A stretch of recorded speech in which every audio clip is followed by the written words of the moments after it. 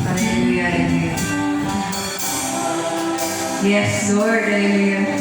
Buksan po ating puso sa oras na ito. Praise God, hallelujah. Praise God, hallelujah.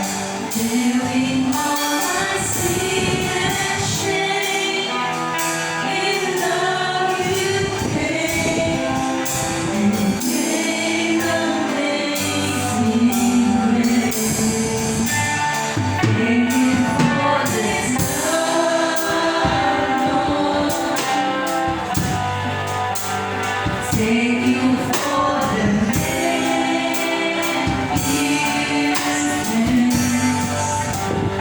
wash me in your blessed blood. Now all I know is your forgiveness and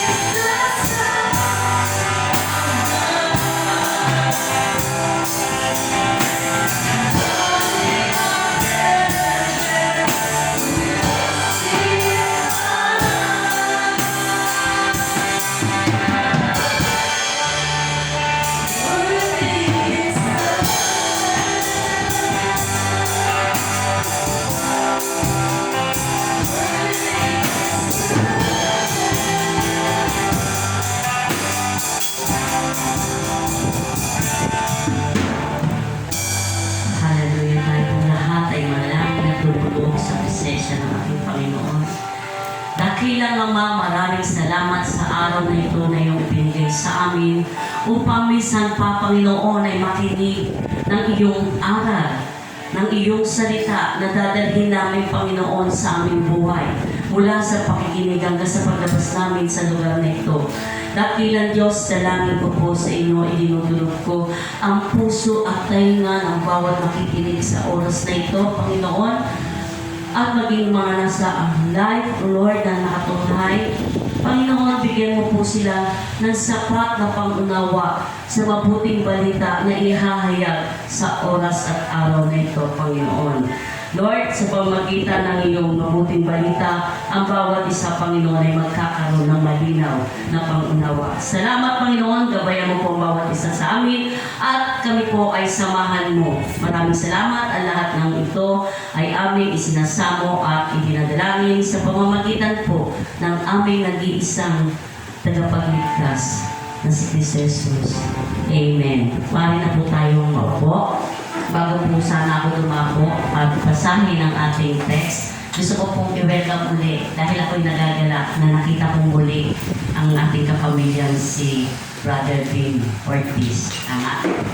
At welcome din po sa inyo lahat. Magandang umaga po. Nais ko po, bago magsimula, kasi ito po'y napakatagal na panahon ko pong pinag-aaralan at hiningi ang turo ng Panginoon sa akin. At ito po ay para sa akin ay isang maselan na pag-uusapan. Kaya ang hiling ko po sa bawat isa, kayo po ay tumingin at makinig sa salita ng Diyos, hindi po sa nagsasalita. Huwag po ako ang tingnan ninyo. Sabi nga po ng isang mangangaral, kapag kumain ka ng saging, itapon mo ang balat, kainin mo ang laman. So sa oras na ito, itapon po ninyo ako. Huwag po ako ang tingnan ninyo. Kundi buksan po ninyo ang iyong isip, tenga at puso at pakinggan nyo ang mabuting balita. Praise God. Hindi pa po yung kasama sa sermon. Ngayon pa lang po ako magsisimula. Tunghayan po natin ang ating banal na aklat na lagi natin tinutunghayan tuwing araw ng Apero. Buksan po natin sa 1 Corinthians chapter 11, verse 23 to 31. Kaya po ninyong basahin po ito. Verse 23. Ito ang katuroang tinanggap ko sa Panginoon at ibinigay ko naman sa inyo. Noong gabi siya ipagkatulo, ang Panginoong Jesus ay dumampot ng tinapay. 24. Nagpasalamat at pinagpira-piraso iyon at sinabi, ito ang aking katawan na inihahandog para sa inyo. Gawin ninyo ito bilang pag-alaala sa akin. 25. Matapos maghapunan at dumampot din siya ng kopa at sinabi, ang kopang ito ang bagong tipan ng Diyos na pinagtibay ng aking dugo. Tuwing iinumin ninyo ito, gawin ninyo bilang pag-alaala sa akin. 26. Sapagkat tuwing kakain kayo ng tinapay na ito at iinom sa kopang ito, ipinahahayag ninyo ang kamatayan ng Panginoon hanggang sa kanyang muling pagparito. 27. Ang sino mang kumakain ng tinapay at umiinom sa kopa ng Panginoon sa paraang hindi nararapat ay nagkakasala sa katawan at dugo ng Panginoon. 28. Kaya dapat siyasatin ng tao ang kanyang sarili bago siya kumain ng tinapay at uminom sa kopa. 29. Sapagkat ang sino mang kumakain at umiinom ng hindi kinikilala ang kahalagahan ng katawan ng Panginoon ay kumakain at umiinom ng kahatulan laban sa kanyang sarili. Verse 30, iyan ang dahilan kung bakit mahihina at masasakitin ang marami sa inyo at may ilan na nangamatay na. Last verse po. Kung sisiyasatin natin ang ating sarili, hindi tayo hahatulan ng Panginoon. Purihin ng Diyos sa pagkabasa ng kanyang salita. Ating po pag-uusapan ngayon ay ang ating pakikibahagi sa ating banal na komunyon na idinadaos natin ito. Ito po ay tinatawag nating sakramento. As I observe, for so many years po, marami po akong naririnig na sagot sa tanong ko na parang hindi po akma sa sinasabi ng Biblia ang katwiran ng taong tinatanong ko. Way back years ago and until now, kapag meron akong kapatiran na nakikita hindi nakikibahagi sa ating upper room, ay tinatanong ko sila. Yung tanong na yun, itatanong ko po sa inyo. Kung sa mga hindi nakikisalo sa ating banal na hapunan. Ano ang dahilan mo, kapatid? Bakit hindi ka nag-communion? Ano ang dahilan mo, kapatid? Bakit hindi ka nag-partake ng communion? Nalulungkot po ako sa katugunan na naririnig ko. Dahil napakalayo po sa sumpang sinasabi ng Biblia. Ano sagot sa akin ng kapatid? Ayoko muna mag-take ng communion kasi ginagawa akong kasalanan. Immoral ang buhay ko ngayon. O gumagawa ako ng illegal. Meron naman sumasagot sa akin, hindi ako handa mag-partake ng communion kasi kumukulo dugo ko pag nakikita ko yung si kapatid na gano'n. Nanggigigil ako, nagkakasala ako. Baka tumama sa akin yung sumpa sa pag-partake ko ng communion. Meron pinagsasabi sa akin ng kapatid, hindi ko pa kaya ng communion, mabigat ang pinagdadaan ko. Masakit ang kalooban ko, hindi ko pa kaya. Sadya po nakalulungkot. Meron po ba tayong nabasa sa mga binanggit ko kanina na yun ang dahilan ng sumpa nang hindi na pag nag-partake ka ng communion, kung masama kang tao, kung meron kang hatred sa puso, may sumpa ka na? Narinig po ba ninyo mula sa Biblia? Meron po ba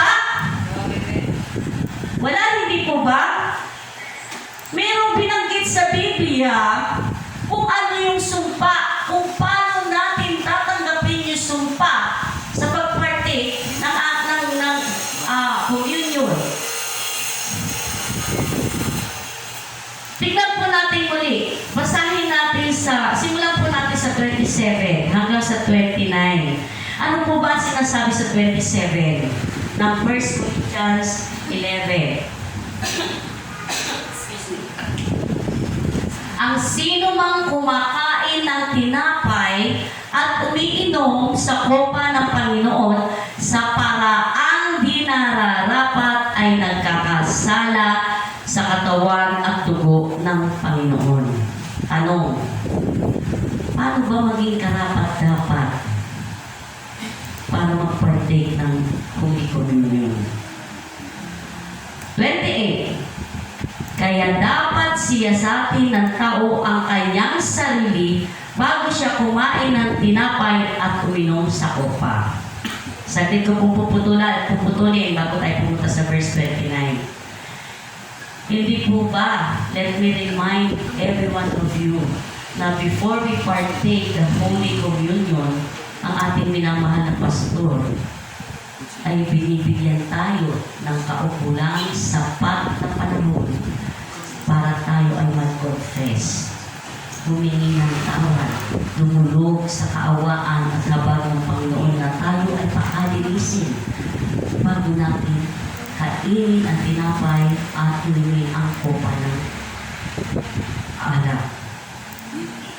Kaya tayo po ay sumadaling nananalangin. Hindi po ba, Lord, patawad. Hinihingi po natin ang tawad kahit na anong galit natin o inis natin doon sa tao. Sa oras na yun, hindi ka ng patawad sa Panginoon. Dahil tulad nga nasabi ng awitin natin kanina, ang Diyos ay tapat. Siya'y hindi nagbabago noon, ngayon, at magpakailanman. So when you cry to the Lord, when you kneel down to the Lord and ask forgiveness before you partake the Holy Communion, God is faithful to forgive you. Napakadali po humingi ng tawad sa Panginoon dahil ang Panginoon po ay magpapatawad. Right there and there. You don't need na mangumpisal kung kanino mong pang kumpadre, kumare, kaibigan, ichichismis ka pa niyan. Imamarites ka pa niyan. Hindi mo kailangan mangumpisal para tanggapin mo yung payo na manalangin ka ng 10 misteryo, 12. Sorry, hindi ko alam kasi yun. Direkta. Lord, patawad, gigil na gigil ako kay kapatid. Lord, patawad, hindi ko mabitawan yung illegal kong trabaho. Lord, ikaw po ang magbago sa buhay ko ngayong oras na to. At nais ko pong mag-partake ng iyong Holy Communion. Dago po tayo sa verse 29 para malaman natin kung ano yung nararapat para tayo mag-partake ng Holy Communion. Sapagkat ang sino mang kumakain at umiinom ng hindi kinikilala ang kahalagahan ng katawan ng Panginoon ay kumakain at umiinom ng kahatulan laban sa kanyang sarili. Napakalinaw po. Sabi sa verse 30, iyan ang dahilan kung bakit mahihina at masasakitin ang marami sa inyo. At may nangamatay na. Napakalinaw po at itutukoy ng Biblia. At napakasimple lang po pala ng rule. Bilang isang Kristiyano, when you partake the Holy Communion, sinabi sa verse 24, ito ang aking katawan na inihahandog para sa inyo. Gawin ninyo ito bilang pag-alaala sa akin. Sa 25, sinabi niya, ang kopang ito, ang bagong tipan ng Diyos na pinagtibay ng aking dugo. Tuwing iinumin ninyo ito, gawin ninyo bilang pag-alaala sa akin. So, napakasimple po. When you partake the Holy Communion, kailangan ihayag niyo po ng inyong puso ng inyong isip, ng inyong kaluluwa, na kinikilala ninyo si Kristo na siyang pinako sa krus ng Kalbaryo. Na ang katawan o ang tinapay na inyong isinusubo stands for the body of Christ that sacrificed from the dead. Nagsakripisyo ang katawan ng Panginoon. And it stands for the bread. So kapag kakanin nyo ang tinapay, alalahanin ninyo na ang kinakain nyong iyan stands for the body of Christ that saves your soul. That the body of Christ na siyang nagligtas sa iyo mula sa tiyak ng kapahamakan. Na siyang nagligtas sa iyo sa mga kahihiyan. Na siyang gumamot sa iyo sa lahat ng iyong mga karamdaman. Na siyang tumugod sa iyo sa lahat ng iyong mga panalangin. At sa tuwing iinumin mo ang kopa ng alak, alalahanin mo na ito ang dugo ng Diyos na siyang tumubos sa kasalanan ng sanlibutan. Kasalanan mo, kasalanan ko, kasalanan ng buong mundo. Ganun lang po kasimple ang sinabi ng Biblia. Alalahanin mo ang ipinahayag ng tinapay at ng alak, ang kopa ng alak kung para saan ito. Hindi dahil dyan sa mga dinadahilan mo kaya ka tumatanggap ng sumpa. Kaya ka tumatanggap ng kahatulan. Kaya karamihan sa atin ay masasakitin. At ang iba nga daw ay nangamatay na. Tayo ay tumatanggap ng kahatulan ng ating buhay dahil sa buong akala natin pagkatapos natin mamumpisal o partake ng Holy Communion and say thank you is enough. No. Ito po ay napakasagradong gawain sa simbahan. Dahil dito po natin inaalala kung gaano nagsakripisyo si Kristo at ang Diyos Ama para sa ating lahat. Ang kanyang katawan at ang kanyang dugo stands for the bread and the water. Mga kapatid, may ilan ang aking mensahe na ibinigay ng Panginoon dahil nais ko lamang po bigyan ng linaw ang bawat isa. At sana pagkatapos po ninyong narinig ang ating pinasa mula sa 1 Corinthians 11, 23 to 30, magmuni-muni po tayo at maging handa na po tayo sa pag-partake ng Holy Communion. Especially sa araw na ito ay daraos natin ang ating Holy Communion. To God be the glory. Salamat po sa lahat. Sana po ay dalhin ninyo ang salita ng Diyos sa inyong paglabas ng simbahan ito at ipamuhay sa inyo. Maraming salamat sa Panginoon. Maraming salamat sa inyo. Tayo pong lahat ay tumayo.